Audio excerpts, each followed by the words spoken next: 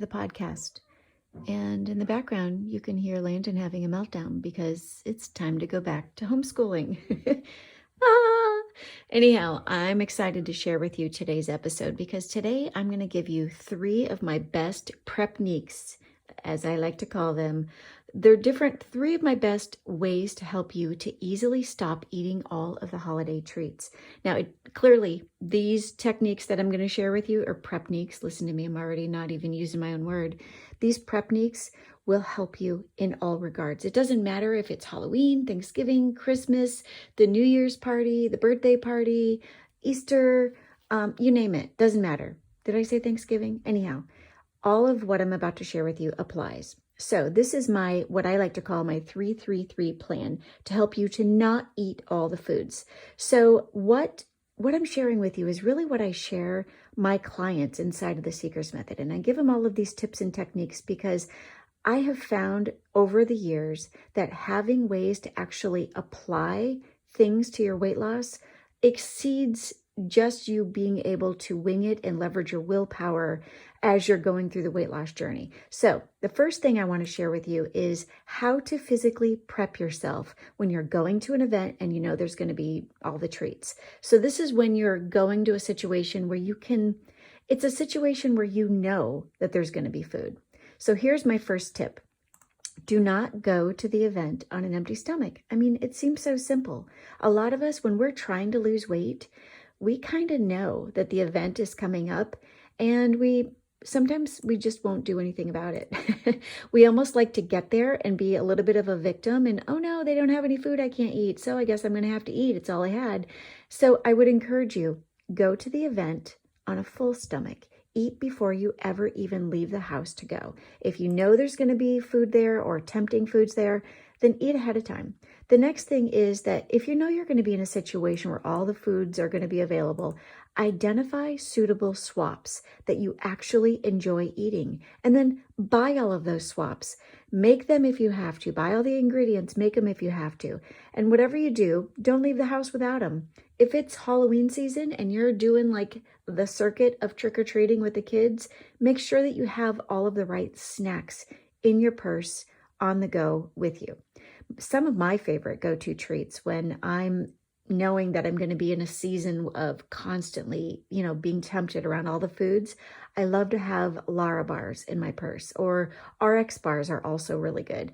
Another thing I love is I make these homemade little peanut butter balls. They're so good. If you're listening to this in the podcast, the link is in the podcast, the show notes, and it will take you to my blog where I actually share that recipe. Another really good go-to staple for me to have on hand whenever I'm wanting to make sure I have the right foods so that I don't just give into the Reese peanut butter cup is get yourself some dates. Now I know you're thinking, what? Get yourself some dates and dip them in peanut butter or almond butter or cashew butter, whatever it is. When you dip dates in peanut butter, it literally tastes like a Reese peanut butter cup. Now, trust me, if you're somebody who just ate a Reese peanut butter cup for breakfast, dates and peanut butter are probably not going to taste as good. But if you're somebody who is on, you're trying to be obedient and compliant to your meal plan, and you do this, you eat the dates and the peanut butter, it's going to taste amazing. Another thing I like to have on hand is dried fruit. I keep a stockpile of this. And dried fruit, it needs to be sugar-free dried fruit. Okay, the next thing is stock your pantry with compliant foods. Like I mentioned, I have a stockpile of dried fruit. I keep everything I just shared with you stockpiled in my kitchen, in the pantry, in the refrigerator, and in the freezer. So if you have this stockpile of compliant snacks, treats that you can go to that you might actually enjoy, you won't see. That's the way that you can see temptation, but you can actually make a better choice because it's available to you. So those are the 3 physical prep tips that I have. The second area that I'd like to focus on is the spiritual prepping. Now, if you're a Christian, these are going to be no-brainers for you. But if you're somebody who's really never acknowledged that you can activate your faith on your weight loss journey, this is going to be powerful for you. So spiritually prepping yourself, this is a great accompaniment really to the physical prepping that I just shared with you. So the first thing about spiritually prepping yourself before you go to an event or before you're going to be around the tempting foods, the first thing is, now a lot of my clients look at me like, what? Is you can avoid temptation. You can say no to the party, especially if you're weak. I mean, if it is your PMS week and you know that the Halloween party or the Thanksgiving cookie baking thing or whatever falls on the day when you're probably really going to have a hard time saying no, just turn down the invitation. Or if you're struggling and you know that, you're going to be weak around the food, avoid it by not buying it. Or even more, don't let it live in your home. If you're at an event and the hostess wants to send you home with the remaining half of your birthday cake, say, no, thank you. Or I'm not even kidding you. I've done this. I have literally taken home the treats. And if it's something that I know I can't be around, because there are things that I can have in the house and I won't eat them because they're for the kids, but things like birthday cake or whatever, if I know I can't be around it, you know what I do? If I can't send it to Harry to work, I throw it away. Okay, there, I said it. 2 Timothy 2:22 beautifully encourages us to be okay with avoiding temptation as an acceptable strategy to not give into it. I encourage you, avoid the temptation. You can say no to the invitations. You can send the food home with somebody else. You cannot buy it. You can throw it in the garbage. The next spiritual prepping tip I would give you is to see temptation as a weapon formed against you. No different than it was, in the way that it was in the Bible, in the way that temptation was formed against Eve in the Bible. I mean, and also no different than the way that it was, attempted to be formed against Jesus in the wilderness.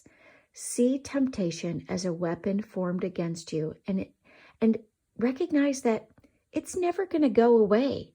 You actually need to be made stronger about temptation, because if you're trying to lose weight, unless you go to a rehab center and you live in a perfect world where you have a chef and all of these things, you need to be made stronger to be able to live around and to face temptation. So see tempting scenarios in your life as events. See these events as your strength training, if you will. The third and final component of spiritual prepping is, when you are tempted, girl, pray. I mean, seriously, pray. 1 Corinthians 10:13 says that when you seek God in the face of temptation, that he is going to show you a way out. Praying for God to help you, it's not just for emergencies or to pass, tests or anything. No, invite him into your life, even in weight loss. Okay, now my third area is these are techniques, life application techniques that I share with my clients all the time. These are what I like to call mental prep-niques, if you will. So the first one is, when you're dealing with temptation, you're face to face, maybe you've even selected it and you're holding the donut in your hand, whatever the situation is, ask yourself, how do I want to feel tomorrow? I mean, seriously, sit with that question and then assess whether or not what you are about to eat is even worth it. And I mean, think about this. The taste of that food, of that Reese's peanut butter cup or that glazed donut, that taste only lasts for a few seconds, while the effects of it can be never ending. And what I mean by never ending, oh girl, I just saw a spider on my ceiling right above me. Ooh. And what I mean by the effects of it being never ending is sugar is addictive. The spider is totally distracting me. Sugar is addictive.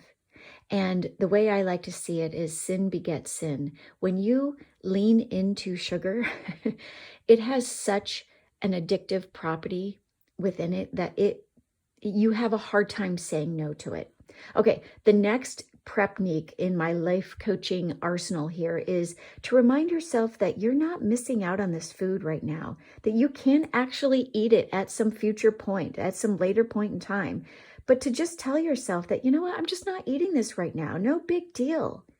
And then eat the snack that you packed. Just like I said in some of my earlier techniques, prep these things, have them on you at all times, especially if you're in a season or you're in, that point of the month where you're, incredibly susceptible to temptation. My last mental prep-nique would be this. Ask yourself, how could this weaken my effectiveness for God?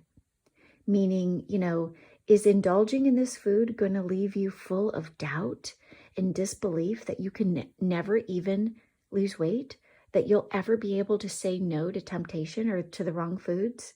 So ask yourself, could this be weakening your effectiveness for God?